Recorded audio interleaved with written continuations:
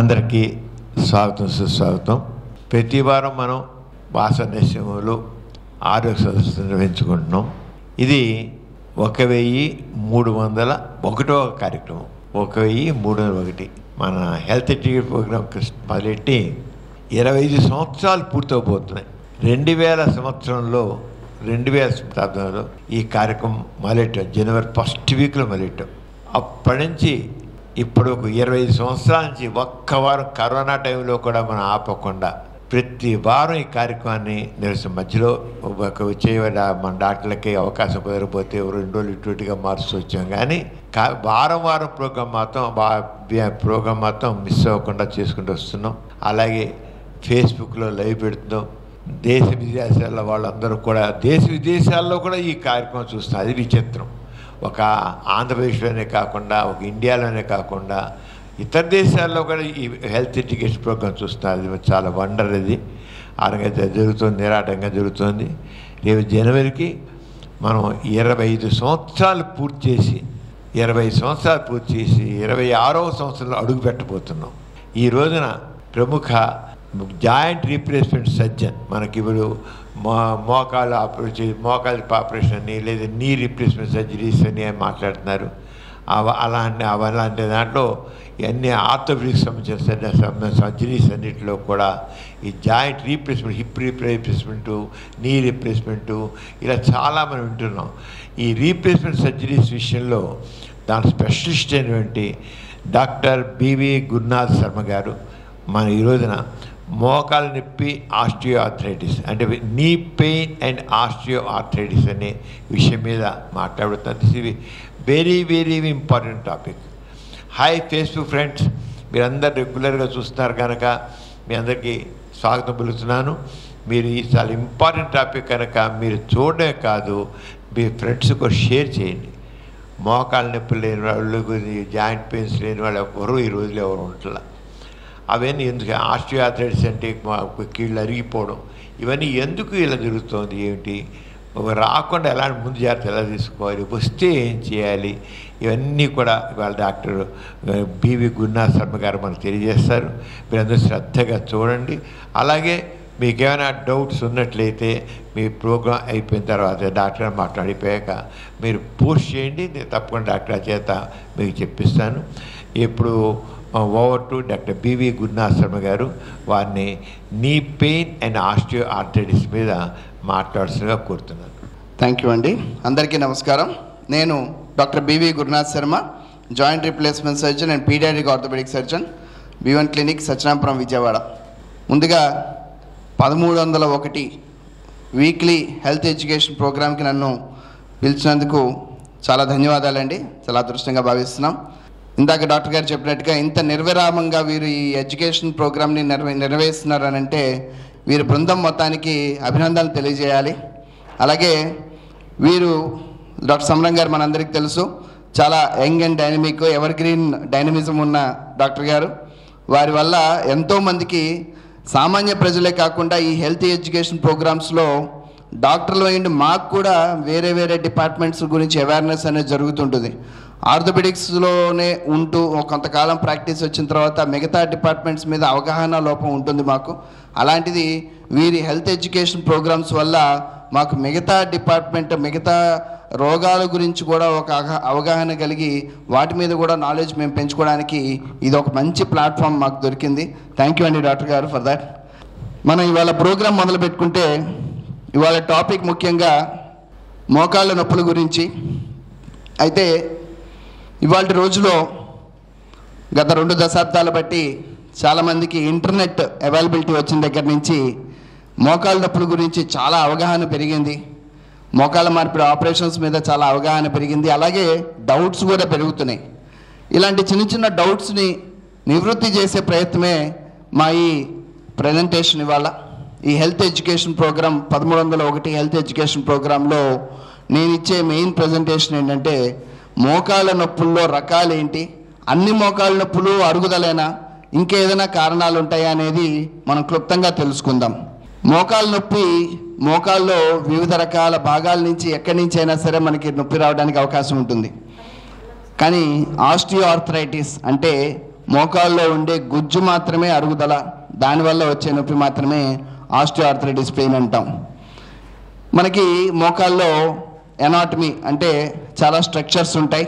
వాటిల్లో ముఖ్యంగా పైన తొడ ఎముక, అలాగే కింద కాలు ఎముక, దాన్ని సపోర్ట్ చేసుకుంటూ పక్కన ఉండే లెగమెంట్స్, కొలాటరల్ లెగమెంట్స్ అని, లోపల మనకి మోకాలు మడచేటప్పుడు చాపేటప్పుడు ఒక అనుసంధానం సింక్రనైజేషన్ రావడం కోసం పనిచేసే ఏసీఎల్ పీసీఎల్ అనే ఒక లెగమెంట్స్, అలాగే ప్రతి జాయింట్కి ఒక కుషన్ ఉండాలి, ఒక షాక్ అబ్జార్బర్ ఉండాలి. అలాంటి షాక్ అబ్జార్బర్ లెగమెంట్సే మనకి మెనిస్కస్ అని మీడియల్ లాటరల్ 2 మెనిస్కస్ ఉంటాయి.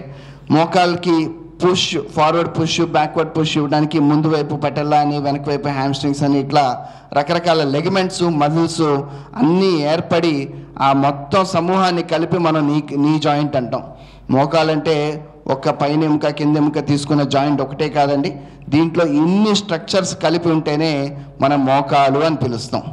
మోకాలు నొప్పి ఈ రోజుల్లో చాలా ఎక్కువగా ఎందుకు వస్తుందనంటే దీనికి చాలా కారణాలు ఉంటాయి, అవి మనం తర్వాత డిస్కస్ చేద్దాం. ముఖ్యంగా మన బాడీలో నుంచున్నప్పుడు పైనుంచి వచ్చే జాయింట్ వెయిట్ మొత్తాన్ని, బాడీ వెయిట్ కానీ జాయింట్ వెయిట్ కానీ ఏదున్నా సరే అవన్నీ మోకాల దగ్గర మాత్రమే ట్రాన్స్ఫర్ అయ్యి కిందకి యాంకిల్ దగ్గరికి వెళ్తాయి.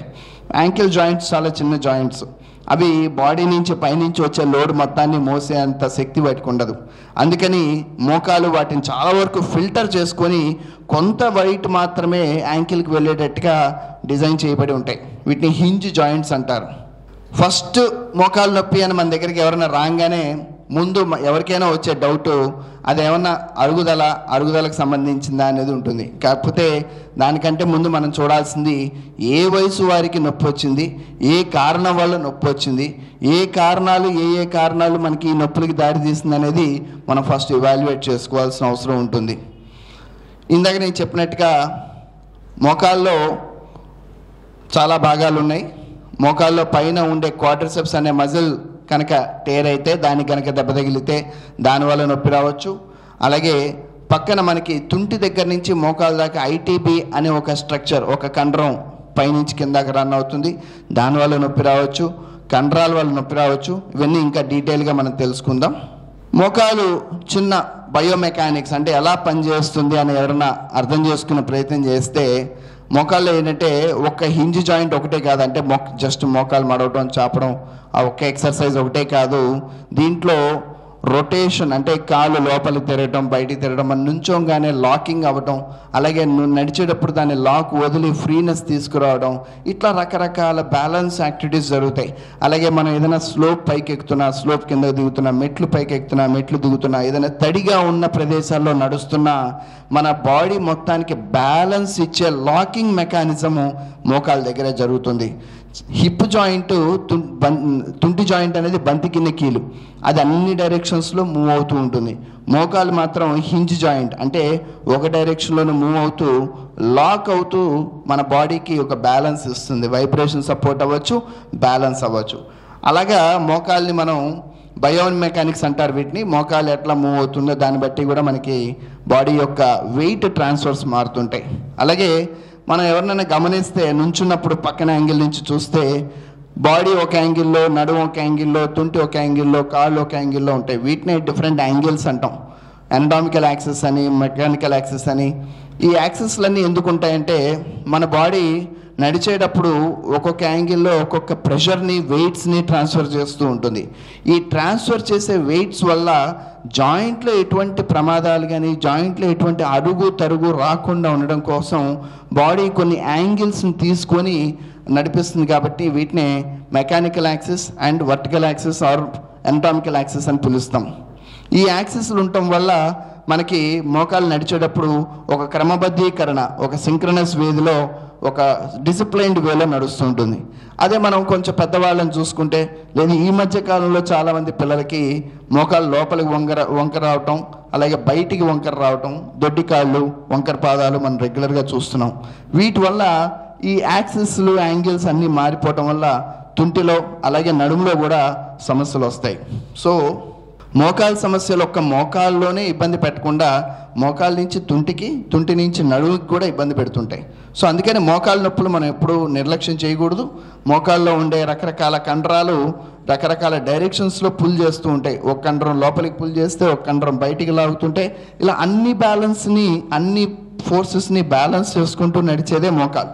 అందుకని మోకాల్లో ఉండే చిన్నపాటి నొప్పులను కూడా మనం ఎప్పుడూ నిర్లక్ష్యం చేయకుండా, మోకాలు చిప్పలో ఉండే ఇబ్బందులు కూడా నిర్లక్ష్యం చేయకుండా వెంబడే డాక్టర్ పర్యవేక్షణలోకి తీసుకెళ్తే కనుక ఆయన వీటి వల్ల ఎటువంటి ఇబ్బందులు వస్తున్నాయి, మోకాల నుంచి తుంటికి ఏమైనా ఇబ్బంది ఉందా, తుంటి నుంచి నడుముకి ఏమైనా ఇబ్బంది ఉందా, మోకాల నుంచి కింద యాంకిల్కి ఏమైనా ఇబ్బంది ఉందా, ఇలాంటి రకరకాల సిచ్యువేషన్స్ అన్నిటినీ వాళ్ళు ఐడెంటిఫై చేసి ఇది ఇబ్బంది పడే రకం ప్రాబ్లమా కాదా అనేది ఐడెంటిఫై చేస్తారు.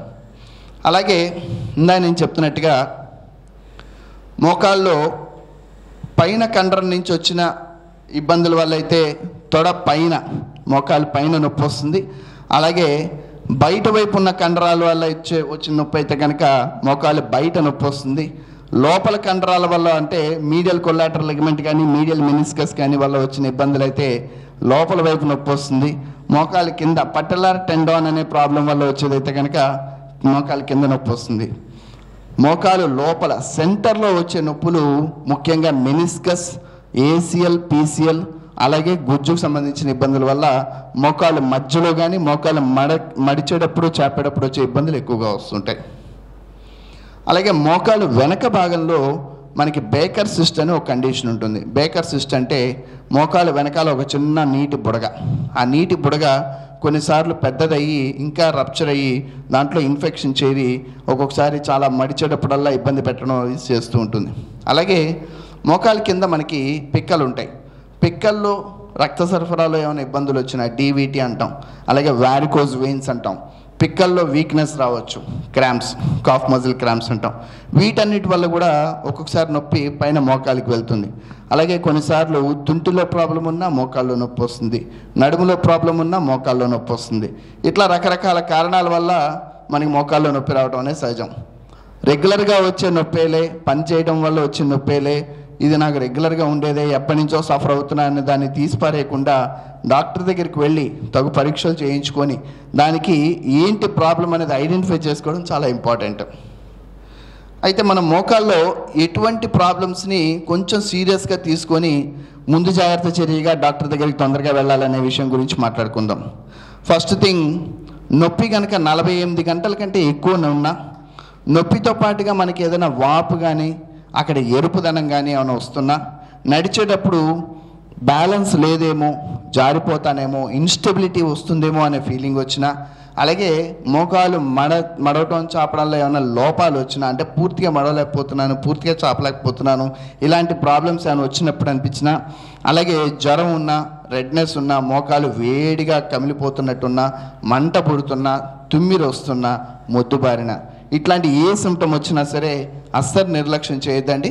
వీటన్నిటికీ ఒక్కొక్కసారి ఇన్ఫెక్షన్ కారణం అవ్వచ్చు, మోకాల్లో లెగమెంట్ డ్యామేజ్ కారణం అవ్వచ్చు, ఆర్థరైటిస్ కూడా కారణం అవ్వచ్చు. ఇట్లాంటి కారణాల వల్ల మోకాలు నొప్పి ఎప్పుడు మనల్ని ఇబ్బంది పెడుతూ ఉంటుంది.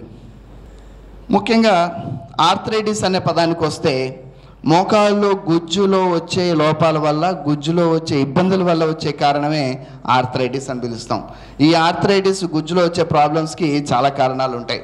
వయసు పరంగా వచ్చే ఇబ్బంది అయితే ఆస్టియో ఆర్థరైటిస్ అంటాం. యాక్సిడెంట్స్ అయ్యి ఎముక సరిగ్గా అతుక్కోపోవడం వల్ల, ఎత్తుపల్లాల వల్ల కనుక వచ్చే గుజ్జు ప్రాబ్లం అయితే కనుక ట్రొమాటిక్ ఆస్టియో ఆర్థరైటిస్ అని పిలుస్తాం. అలాగే కీళ్ళవాతం వల్ల వచ్చేది అయితే రొమటాయిడ్ ఆర్థరైటిస్ అని.